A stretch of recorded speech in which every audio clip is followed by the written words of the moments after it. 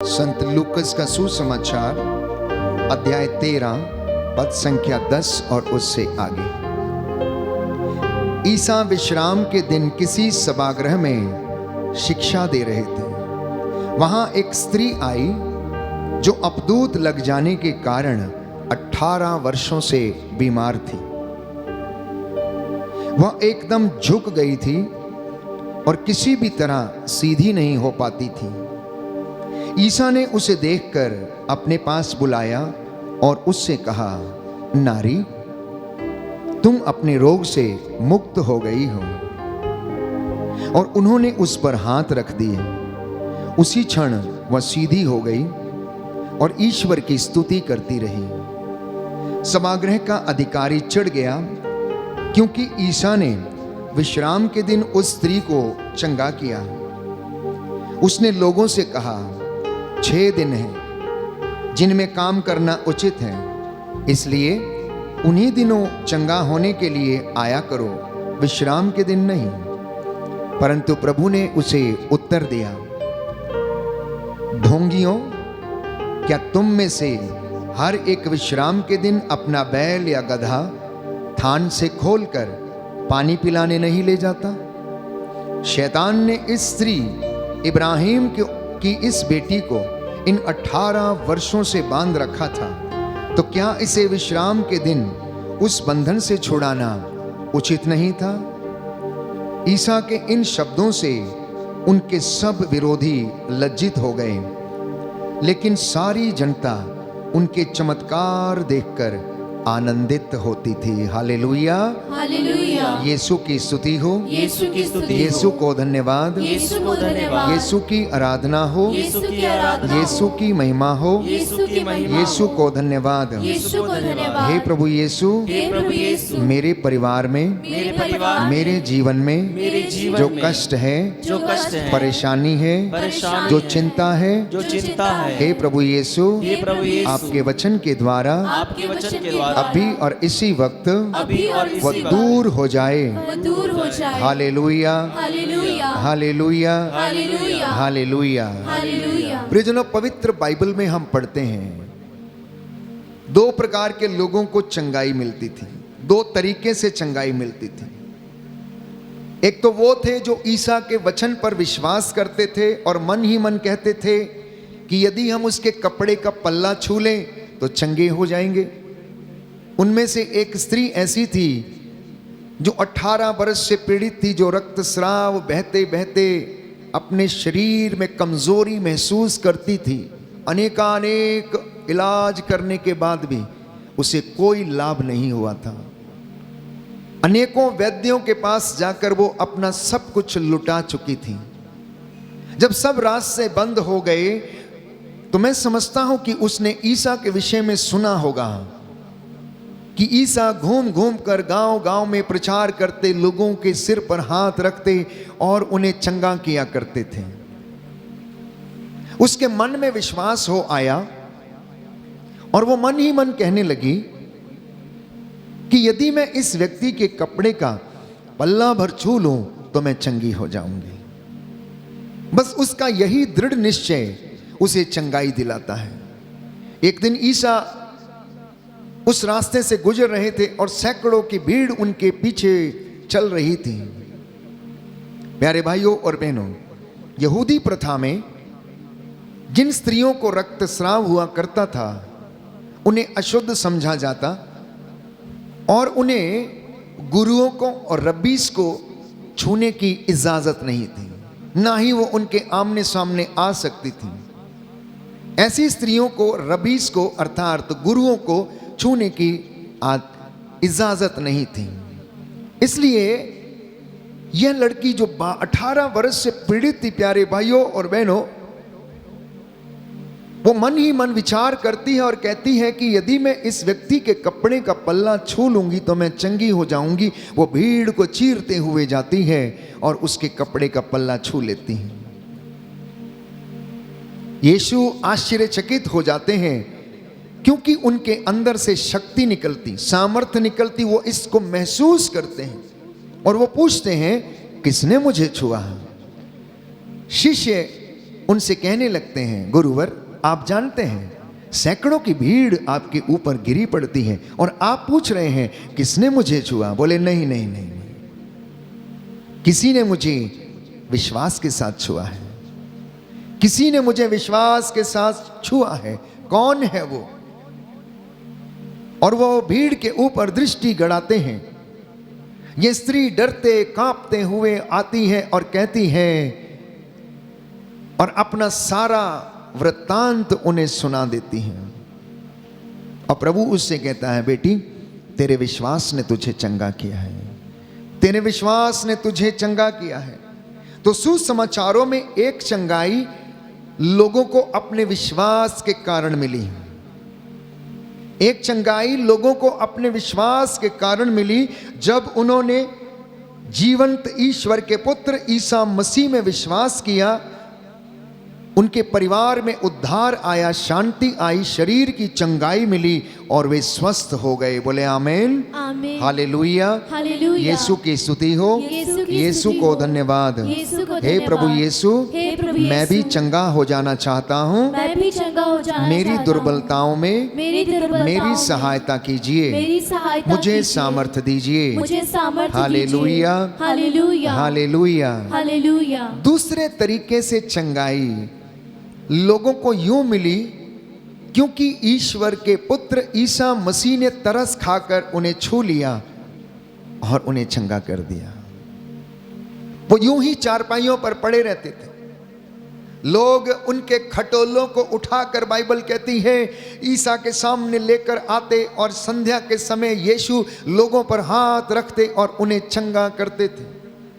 अर्धांग रोगी पर उनको तरस हो आया जो 38 वर्ष से बीमार था। ईसा ने उससे पूछा, क्या तुम चंगे हो जाना चाहते हो? उसने कहा, मेरा कोई नहीं, मेरा कोई नहीं है। जो बेतसाइदा के इस कुंड में, सिलोआम के इस कुंड में जब फरिश्ता इसमें आकर पानी को हिलाता है तो सबसे पहला व्यक्ति जो इसमें उतरता है उसे चंगाई मिलती है, लेकिन मेरे उस पानी में उतरने से पहले कोई दूसरा उसमें आ जाता है। प्रभु को उस पर तरस हो आया और उसने उसे चंगा कर दिया। तीसरे तरीके के चंगाई परमेश्वर ने पुरानी व्यवस्था में हम पढ़ते हैं लोगों को अपने नबियों के द्वारा दी।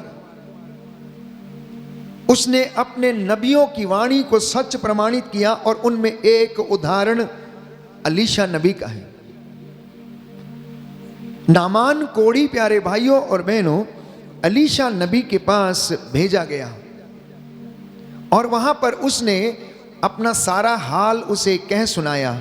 अलीशा ने नामान से कहा, जाओ और यरदन नदी में 7 बार डुबकी लगा लो।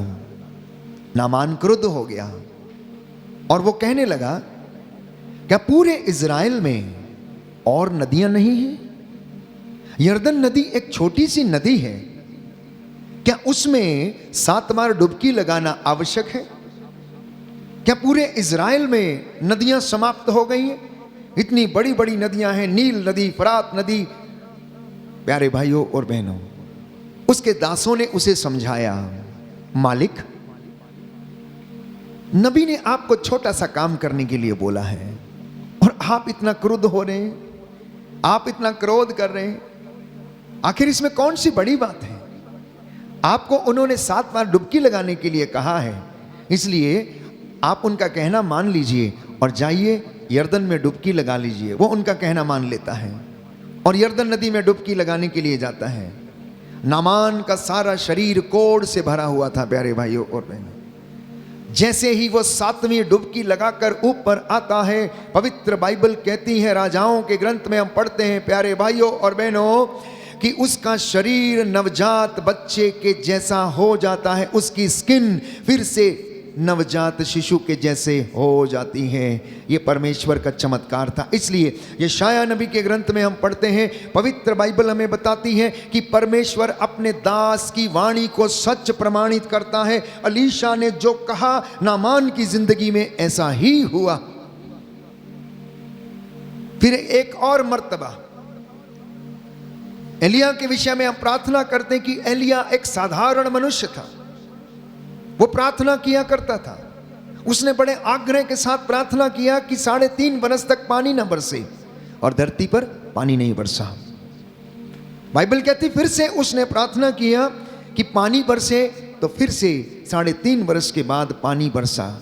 कहने का मतलब यह है कि परमेश्वर ने अपने दासों की वाणी को सच प्रमाणित किया और लोगों को चंगाई दी, और नबियों के द्वारा उसने चिन्ह और चमत्कार दिखाए। बोलिए आमीन, आमीन, हालेलुया। हालेलुया। यीशु की स्तुति हो, यीशु की स्तुति यीशु हो, को धन्यवाद, यीशु को धन्यवाद, यीशु की आराधना हो, यीशु की आराधना यीशु हो, की महिमा हो, यीशु की महिमा हो, यीशु की आराधना हो, यीशु की आराधना यीशु हो, को धन्यवाद, यीशु को धन्यवाद, हालेलुया, हालेलुया, हालेलुया। हालेलुया। हे प्रभु यीशु, हे प्रभु यीशु, मेरे जीवन में, मेरे जीवन में, मेरे परिवार में मेरे परिवार में आपकी आशीष ठहरे, आपकी आशीष ठहरे, और मेरे कामकाज में और मेरे कामकाज में आपकी महिमा प्रकट हो जाए। आपकी महिमा प्रकट हो जाए। हालेलुया, हालेलुया, हालेलुया, हालेलुया, हालेलुया। हालेलुया।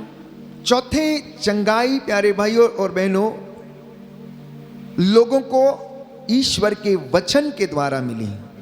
जब उन्होंने वचन को ग्रहण किया, प्रायश्चित किया, तो परमेश्वर ने उनके गुनाहों को माफ किया और उनके परिवार में आशीष आ गई। पवित्रताई में जब उन्होंने जीवन बिताना शुरू किया, तो परमेश्वर ने उनकी जिंदगी में चमत्कार करने शुरू किए। उसका एक उदाहरण योशुआ नबी के ग्रंथ अध्याय 3 पद संख्या 5 में हमें मिलता है।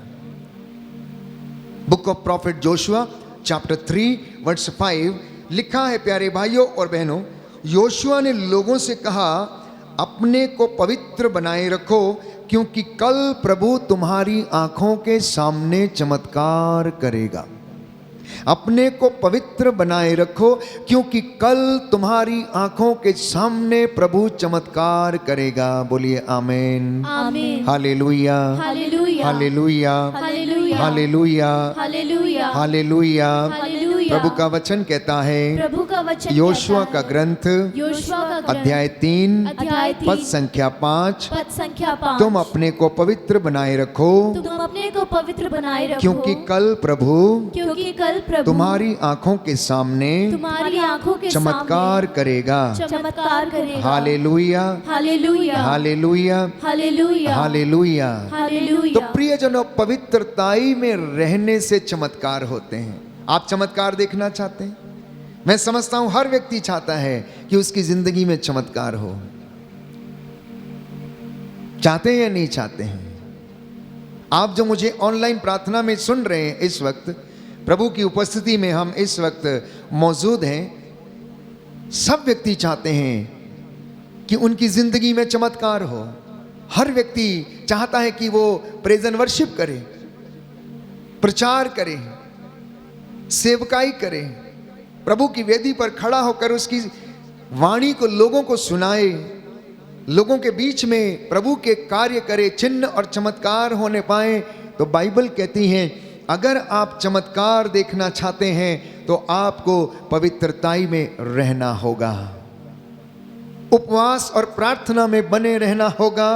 तब प्रभु आपके द्वारा चिन्ह और चमत्कार प्रकट करेगा, क्योंकि लिखा है, क्या आप नहीं जानते कि आप ईश्वर के मंदिर हैं और ईश्वर का आत्मा आप में निवास करता है। उस पवित्रताई में वो ईश्वर का आत्मा निवास करता है, और जब वो हमारे अंदर निवास करता है तो वह हमारे द्वारा बोलता है। ईश्वर का आत्मा बोलता, बोलने वाले हम नहीं, चंगा करने वाले हम नहीं, परंतु प्रभु का आत्मा है जो बोलता है, प्यारे भाइयों और बहनों, और आप सभी लोगों को आशीष प्रदान करता है। अब आप मुझसे कहेंगे, फादर जी ये बहुत कठिन है, पवित्रताई में रहना बहुत कठिन है, हम ना चाहते हो भी प्रलोभन में पड़ जाते हैं, हमसे होता नहीं है, हम प्रार्थना नहीं कर पाते हैं, हम उपवास नहीं कर पाते हैं, हम बहुत अच्छे काम करना चाहते हैं, हजूरी में रहना चाहते हैं, वचन में बढ़ना चाहते हैं, आज्ञा का पालन करना चाहते हैं, लेकिन हम असमर्थ रहते हैं। प्रियजनों, परमेश्वर नहीं चाहता कि आप बहुत बड़े बड़े काम करें, लेकिन वो चाहता है कि आप हर छोटे से छोटे काम में उसकी महिमा करें, हर छोटे से छोटे काम में उसकी प्रशंसा करें, स्तुति करें और हर छोटा बड़ा काम जो है वो उसके नाम पर किया करें। बोलिए आमीन। आमीन। प्रभु का वचन कहता है, प्रभु का वचन कहता आप है, जो भी कहें या करें, आप जो भी कहें या करें, ईसा मसीह के नाम में ईसा मसीह के नाम किया में करें। किया करें। हालेलुया, हालेलुया, हालेलुया, हालेलुया, हालेलुया। हालेलुया। फिर से आप कहेंगे, फादर जी ये भी बहुत कठिन है, ये भी बहुत कठिन है, हमसे नहीं होगा। इसके लिए हमें निरंतर प्रयास करते रहने की आवश्यकता है, क्योंकि आध्यात्मिक जीवन एक संघर्ष है। आध्यात्मिक जीवन एक संघर्ष है। ये हमारी जो स्पिरिचुअल फाइट है, जिसे हम रोज लड़ते हैं, बाइबल इसके विषय में हमें बताती है अफेसियों के पत्र अध्याय 6 पद संख्या 12 में, क्योंकि हमारी लड़ाई मनुष्यों से नहीं बल्कि अंधकार में संसार के अधिपतियों से है, अधिकारियों से है, शासकों से है, दुष्ट आत्माओं से है, जिनसे हमें रोज संघर्ष करना पड़ता है। पड़ता है या नहीं पड़ता है? पड़ता है या नहीं पड़ता है? Book of Ephesians chapter 6 verse 12। कई बार आपको मौके आते हैं जहां पर आपको झूठ नहीं बोलना चाहिए, लेकिन आप चाह कर भी झूठ बोलते हैं। कुछ लोग कहते हैं, फादर जी अगर किसी का भला होता हो और वहां झूठ बोल दिया जाए तो क्या वो सही नहीं है? प्रियजनों, झूठ तो झूठ है, झूठ तो झूठ है, क्योंकि वो सत्य कभी हो नहीं सकता है, वो सत्य कभी हो नहीं सकता है। ऐसी परिस्थिति को आने ही मत दीजिए जहां पर आपको झूठ का सहारा लेना पड़े। इसलिए संत पौलुस हमें समझाता है, इस संघर्ष को जीतने के लिए हमें आध्यात्मिक बातों का ज्ञान होना जरूरी है। प्रियजनों, हमें प्रभु के वचन का ज्ञान होना जरूरी है। संत पौलुस कहता है कि हमें दुष्ट आत्माओं से, जैसे निराशा, ईर्ष्या, उदासी, अहंकार, घमंड, निंदा, दलबंदी, चोरी, झूठ, फरेब और ऐसी तमाम बातें जिनका हमें रोज सामना करना पड़ता है। रोज हम प्रलोभनों से गुजरते हैं, रोज हम अपने शरीर को अपवित्र करते, रोज हम अपने विचारों को अपवित्र करते, रोज हम ऐसे काम करते हैं जिससे कि ईश्वर को ठेस पहुंचती है। उसके 10 हुक्मों के खिलाफ हम रोज ऐसे कार्य करते हैं जिससे वो नाराज हो जाता है। जब जब हम इन बातों में पड़ते हैं, इन बुराइयों में गिरते हैं, हम उसे सूली चढ़ाने का काम करते हैं। वो मेरे और आपके लिए कष्ट सहता है। इसलिए प्यारे भाइयों और बहनों, युद्ध जीतने के लिए जिस तरह से हथियारों की आवश्यकता है, उसी तरह आत्मिक संघर्ष करने के लिए हमें पवित्रता, हमें विश्वास, हमें दृढ़ विश्वास की आवश्यकता है। क्योंकि पवित्रता और अभिषेक दोनों साथ साथ चलते हैं। इसलिए संत पौलुस हमें समझाता है कि तुम ईश्वर के अपार सामर्थ्य से अब बल ग्रहण करो, तुम ईश्वर के हथियारों को ग्रहण करो। इतना ही नहीं, अगर आपके पास हथियार है, चलाने नहीं आते, फिर भी आप हार जाएंगे। आपके पास बंदूक है लेकिन आपको चलानी नहीं आती है, फिर भी आप हार जाएंगे। सामने वाला आपको मार डालेगा। यदि आपके पास बाइबल है लेकिन आप उसे पढ़ते नहीं है, वचन को इस्तेमाल करना नहीं आता है, क्योंकि निवेदन करने के लिए कौन सा वचन बोलना है, चंगाई करने के लिए कौन सा वचन बोलना है, आत्मा में अभिषेक प्राप्त करने के लिए कौन सा वचन पढ़ना चाहिए, यदि हमें मालूम नहीं है, प्रियजनों, हम हार जाएंगे, हम हार जाएंगे। इसलिए शैतान का सामना करने के लिए सही मौके पर ईसा मसीह के द्वारा कहा गया सही शब्द का इस्तेमाल करना अत्यंत आवश्यक है। जब गूंगे बहरे की दुष्ट आत्मा उस व्यक्ति के अंदर थी तो ईसा ने उसे डांटा और उससे कहा, ऐ गूंगे बहरे की आत्मा, मैं तुझसे कहता हूं इसके अंदर से निकल जा। जब गेरासीन का अपदूत ग्रस्त चिल्ला रहा था, दूर से वो कह रहा था कि तुझे हमसे क्या, तू हमें सताने के लिए क्यों आया है। यीशु ने उसे डांटा और उससे कहा, चुप रह, चुप रह और इस मनुष्य से निकल जा। वो अनुनय विनय करने लगा, कहने लगा कि मुझे यहां से मत निकालिए। यीशु ने उसे फिर डांटा। प्यारे भाइयों और बहनों, इतना ही नहीं, गेत्समनी बाग में जब यीशु प्राण पीड़ा सह रहा था, उन्हें आग्रह के साथ प्रार्थना किया। देखिए, वो ईश्वर का बेटा था, वो ईश्वर का बेटा था। यदि पिता से वो कहता कि मेरे लिए सैकड़ों दूतों की सेना भेज दीजिए, तो क्या पिता उनके लिए नहीं भेजता? अवश्य भेजता, अवश्य भेजता। लेकिन ईश्वर का पुत्र होने के बावजूद बाइबल कहती है, फिलिपियों के पत्र अध्याय 2 पद संख्या 5 और उससे आगे हम पढ़ते हैं कि उसने ईश्वर की बराबरी नहीं की, परंतु मेरे और आपके जैसे उसने दुख को सहन किया। उसने दुख के रहस्य को हमें समझाया, दुख में महिमा छाई है, उसने ये लोगों को बताया और उसने कष्टों को सहा, आग्रह के साथ प्रार्थना किया। जानते हैं यीशु ने कैसे अपने आप को तैयार किया? यीशु ने आज्ञाकारिता से अपने आप को तैयार किया, विश्वास के द्वारा, अधिकार के साथ, ईश्वर का वचन बोलकर, पवित्रताई में बने रहकर दुष्ट आत्माओं से वो संघर्ष करते रहे और आदत के अनुसार रोज संध्या के समय सारे कामकाज समाप्त करने के बाद ईसा पहाड़ी पर पिता से मिलने के लिए जाया करता है। इसलिए माता पिता, मैं आपसे दरख्वास्त करता हूं यीशु के नाम पर, आप कितने भी थके हारे क्यों ना हो, आप कितने भी व्यस्त क्यों ना हो, लेकिन संध्या के समय अपने शयन कक्ष में जाने से पहले, घर लौटते हैं जब आप दफ्तर से, उस वक्त आप परमेश्वर से मिलना ना भूलिएगा, वचन को पढ़ना ना भूलिएगा, स्तुति प्रशंसा करना मत भूलिएगा। कम से कम कुछ समय, योर प्रायोरिटी टाइम जो है वो परमेश्वर को आप देना आदत बना लीजिए, आदत बना लीजिए। और अपने हाथों को मूसा के जैसे ऊपर रखिए प्यारे भाइयों और बहनों, वो आपके बच्चों के लिए उन्नति के कारण बनेंगे, आपके बच्चों और आपके परिवार को वो सफलता प्रदान करेंगे।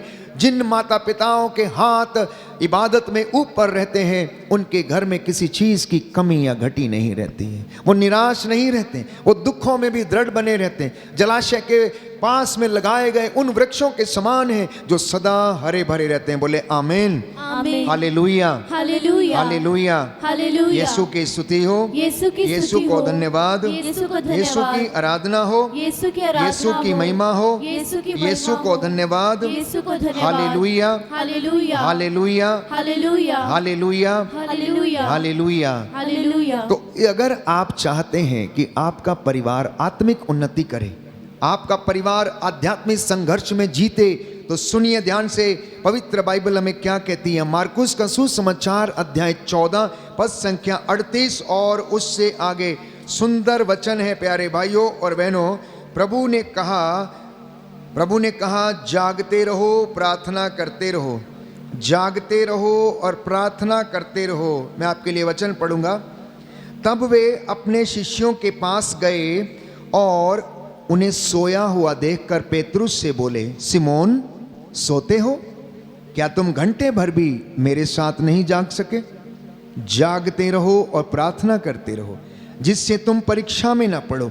आत्मा तो तत्पर है परंतु शरीर दुर्बल है, आत्मा तो तत्पर है परंतु शरीर दुर्बल है। सच है प्यारे भाइयों और बहनों, दिन भर का काम करने के बाद ये पैर हाथ थक जाते हैं, शरीर जवाब देने लगता है, शाम को आराम करने की सोचता है। शैतान प्यारे भाइयों और बहनों प्रलोभन देता है और कहता है बेटा थक गया है, कोई बात नहीं, आज मत करो, कल कर लेना, क्योंकि उसे मालूम है कल कभी आएगा नहीं और इसे मैं कभी करने नहीं दूंगा, इसे मैं कभी करने नहीं दूंगा। इसलिए उस वक्त दृढ़ता के साथ शैतान का सामना करना। और बाइबल हमें बताती, यूहन्ना के पत्र में हम पढ़ते हैं, शांति का ईश्वर शीघ्र ही शैतान को आपके कदमों के नीचे डाल देगा और कुचल देगा। इसलिए हर प्रार्थना, हर साधना, हर आध्यात्मिक धर्म महासभा जो जितनी भी हैं, ये एक स्पिरिचुअल वॉरफेयर है, ये एक आध्यात्मिक संघर्ष है जहां आप बदरूहों के साथ लड़ते हैं। जब वचन सुनाया जाता, जब वचन स्वीकार किया जाता, जब वचन को बोला जाता है प्यारे भाइयों और बहनों, इनसे लड़ने के लिए पवित्रता, उपवास और प्रार्थना की आवश्यकता है। इसलिए यीशु ने कहा मार्कुस के सुसमाचार अध्याय 9 पद संख्या 29 में, उपवास और प्रार्थना के बिना ये जाति नहीं निकाली जा सकती। Gospel of St. Mark chapter 9 verse 29, लिखा है प्रार्थना और उपवास के बिना ये जाति नहीं निकाली जा सकती।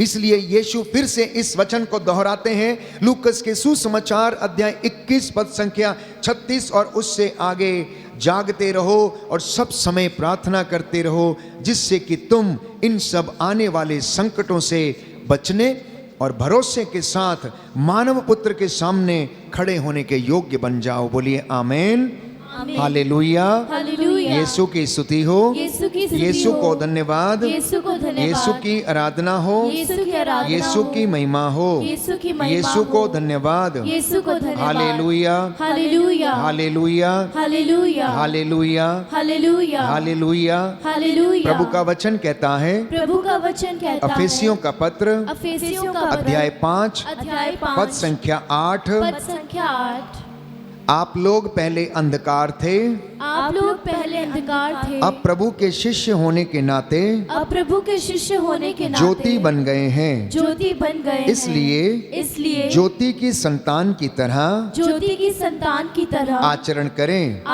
करें। हालेलुया, हालेलुया, हालेलुया। हालेलुया। सावधान रहें। यहाँ तक कि प्रभु के चुने हुए दास भी सावधान थे। पौलुस बड़ा सावधान था। इसलिए कुरिन्थियों के दूसरे पत्र अध्याय 2 पद संख्या 11 में वो कहता है, letter of Saint Paul to the Corinthians chapter 2 verse 11, second letter, लिखा है प्यारे भाइयों और बहनों कि हम शैतान के फंदे में पड़ना नहीं चाहते हैं, हम उसकी चालों को अच्छी तरह समझते हैं। Do you understand the plans of Satan? क्या आप अपने परिवार में समझते हैं?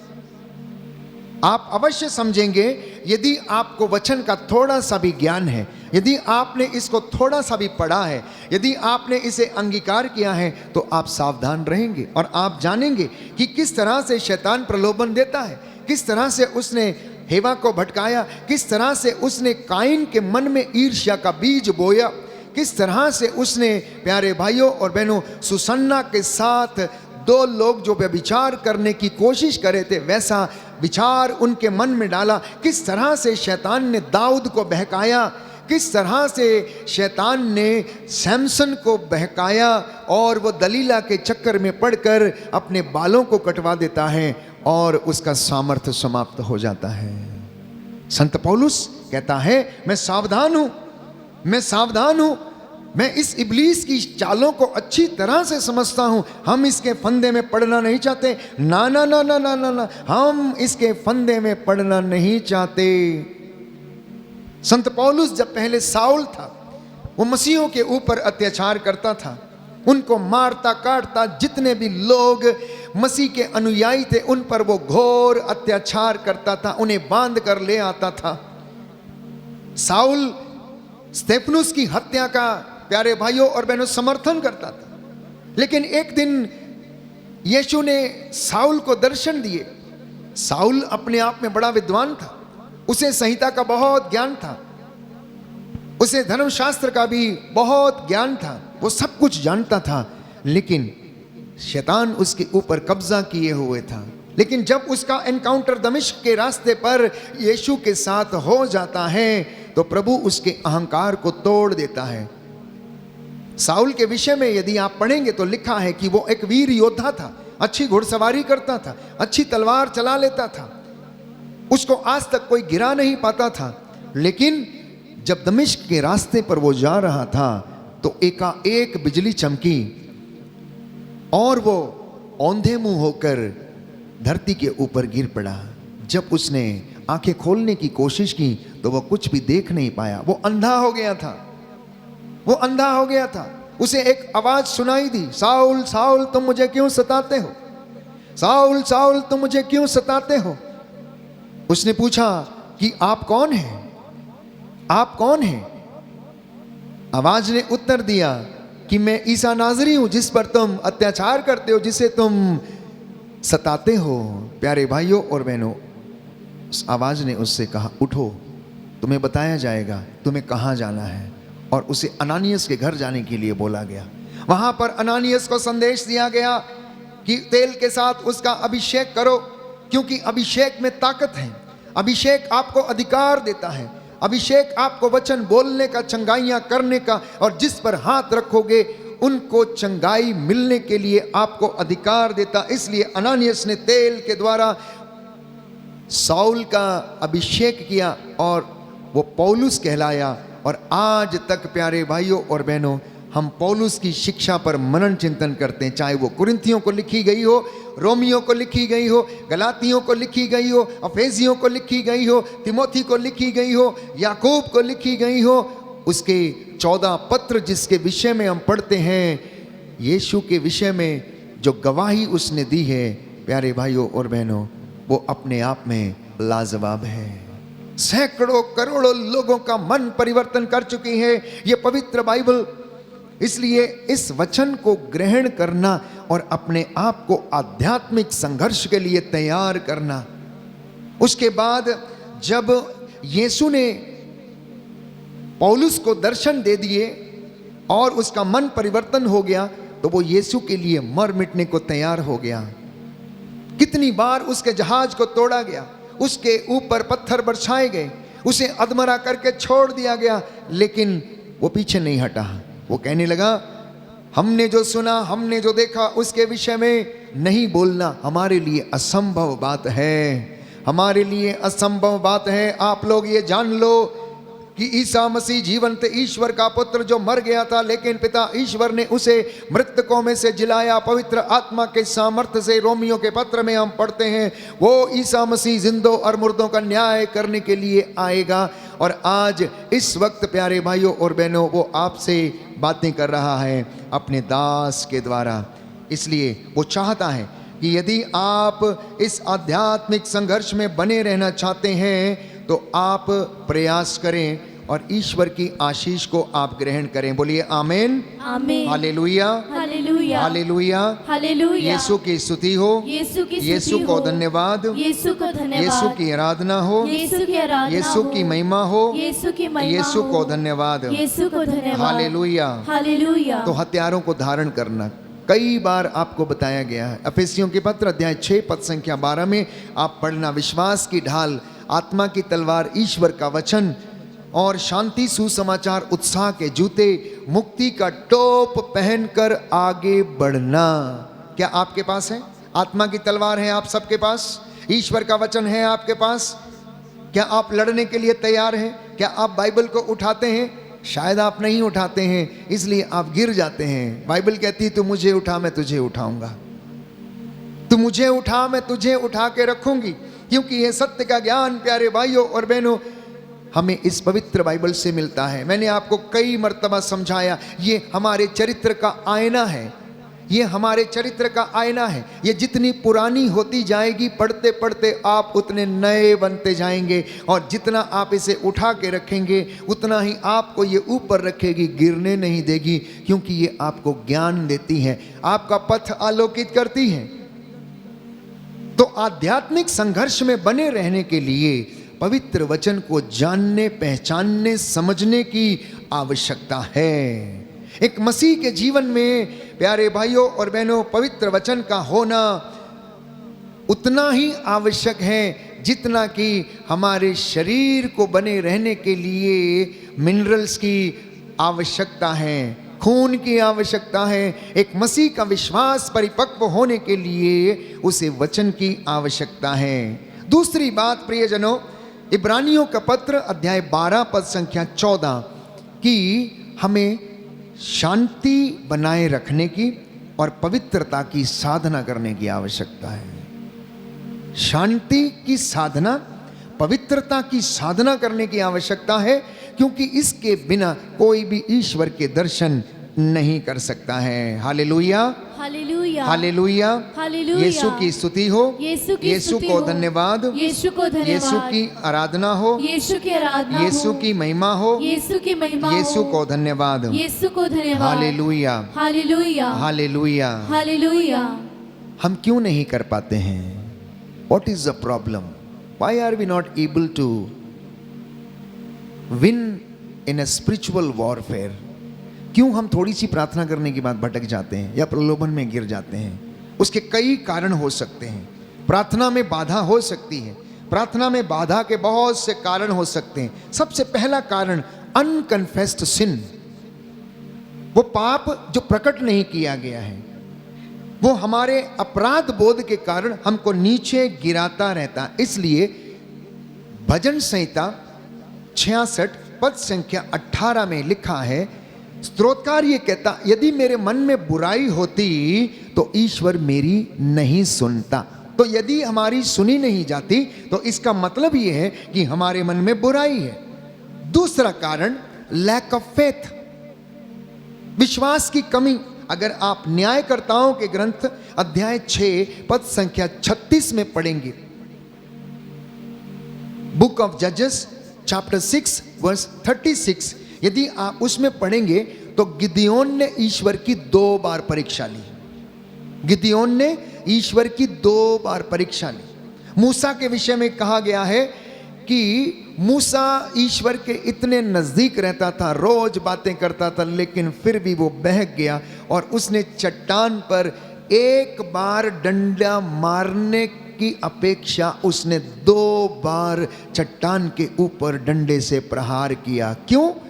क्योंकि लोग उसे उकसा रहे थे। वो क्रोध में आ गया और जब क्रोध में आया, क्रोध के कारण वो ईश्वर की कृपा को भूल गया और उसने 2 बार चट्टान के ऊपर अपने डंडे से वार किया।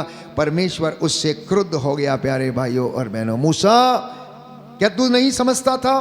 क्या तू नहीं जानता था? इतने चिन्ह और चमत्कार मैंने तुझे दिखाए, लेकिन तूने फिर भी डाउट किया, शक किया कि चट्टान से पानी निकलेगा या नहीं। और जानते हैं इसका खामियाजा क्या भुगतना पड़ा? मूसा को कनान देश जाने की अनुमति नहीं मिली। मूसा को कनान देश में प्रवेश करने की अनुमति नहीं मिली। वो नेबो पर्वत पर बाइबल कहती है कि वहां पर उसका देहांत हो गया और योशुआ की अगुवाई में, प्यारे भाइयों और बहनों, परमेश्वर ने इजराइलियों को लीड किया। इजराइलियों को उसने लीड किया, यरीको की दीवार को उसने ढाया। इतना ही नहीं, पारदर्शिता की कमी के कारण मेरी और आपकी जिंदगी में चमत्कार नहीं हो पाते और हम प्रार्थना में अधूरे रह पाते हैं। पारदर्शिता मतलब ट्रांसपेरेंसी।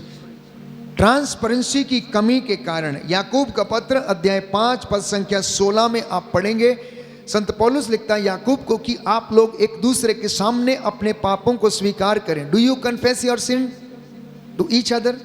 क्या पति अपने पत्नी से सॉरी बोलता है? क्या बच्चे अपने माता पिता से सॉरी बोलते हैं? क्या आप अपने अधिकारी से सॉरी बोलते हैं? क्या आपने कभी अपने पड़ोसी से सॉरी बोला? क्या आपने अपनी आया से कभी सॉरी बोला है? क्या आपने कभी अपनी मेड से सॉरी बोला है? या कोई व्यक्ति आपके द्वार पर आया है, भिखारी है, कभी आपने उसको सॉरी बोला है? Lack of transparency, lack of transparency, lack of forgiveness, ये प्यारे भाइयों और बहनों हमारी आध्यात्मिक जीवन में बाधा उत्पन्न करते हैं। क्षमा हम नहीं कर पाते हैं, इसलिए प्रार्थना में हमें कुछ मिलता नहीं है, क्योंकि हम अपने स्वार्थ की प्रार्थनाएं करते हैं। और आखिरी बात, अनरिजॉल्व्ड कॉन्फ्लिक्ट्स हमारे जो व्यक्तिगत जीवन में है, पारिवारिक जीवन में है, ये हमें आध्यात्मिक संघर्ष में उन्नति पाने नहीं देते हैं। कुछ ऐसी बातें जो हमारी जिंदगी में पूरी नहीं हो रही हैं, जो निरंतर चलते रहते हैं। फॉर एग्जाम्पल, वैवाहिक जीवन के जो कॉन्फ्लिक्ट्स हैं, पति पत्नी के बीच में जो कभी सुधर नहीं पाते हैं, उनकी जिंदगी में वचन काम नहीं कर पाता है। आइए हम प्रार्थना करें। एक बंधन जो है यीशु के नाम पर आज हमारी जिंदगी से टूटे और प्रभु हमें अनुग्रहित करे। आध्यात्मिक उन्नति के लिए हम संघर्ष करते रहें, प्रार्थना करते रहें, आदत डाल लें प्रभु से बातचीत करने की, प्रभु से रोज मिलने की आदत के अनुसार हम रोज प्रभु की हुजूरी में इकट्ठे होकर प्रभु से प्रार्थना करें।